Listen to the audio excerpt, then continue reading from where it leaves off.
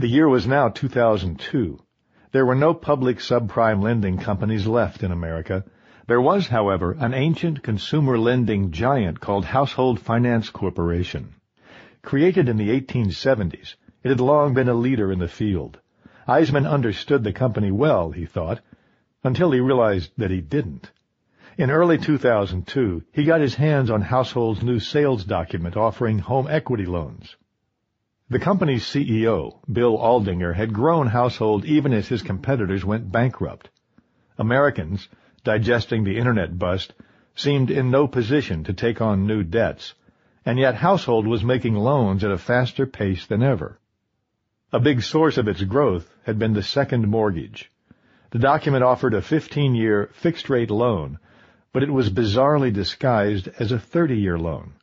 It took the stream of payments the homeowner would make to Household over 15 years, spread it hypothetically over 30 years, and asked, if you were making the same dollar payments over 30 years that you are in fact making over 15, what would your effective rate of interest be? It was a weird, dishonest sales pitch. The borrower was told he had an effective interest rate of 7%, when he was in fact paying something like 12.5%. It was blatant fraud, said Eisman. They were tricking their customers. It didn't take long for Eisman to find complaints from borrowers who had figured out what had just happened to them. He scoured small newspapers around the country. In the town of Bellingham, Washington, the last city of any size before you reach Canada, he found a reporter named John Stark, who wrote for the Bellingham News. Before Eisman called him out of the blue, Stark had written a small piece about 4 locals who thought they had been deceived by Household and found a plaintiff's attorney willing to sue the company and void the mortgage contracts. I was skeptical at first, says Stark. I thought, here's another person who's borrowed too much money and hired a lawyer. I wasn't too sympathetic. When the piece was published, it drew a crowd.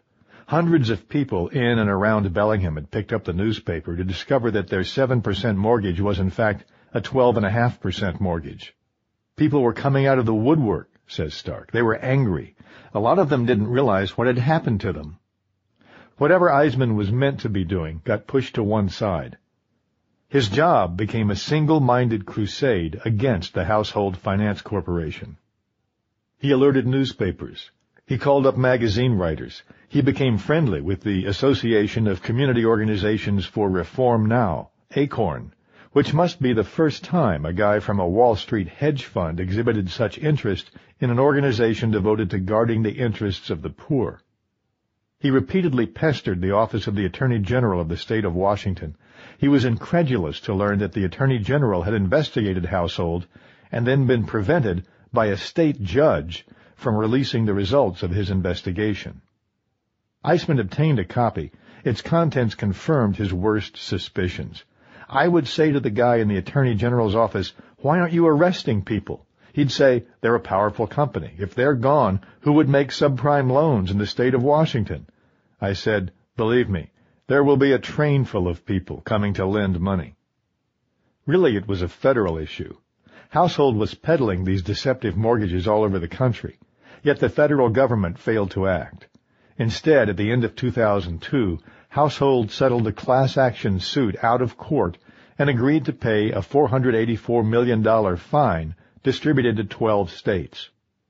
The following year, it sold itself and its giant portfolio of subprime loans for $15.5 billion to the British financial conglomerate the HSBC Group.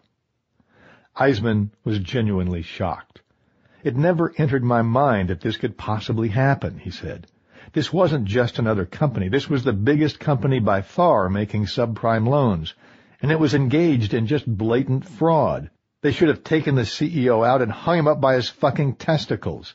Instead, they sold the company and the CEO made $100 million, and I thought, whoa, that one didn't end the way it should have.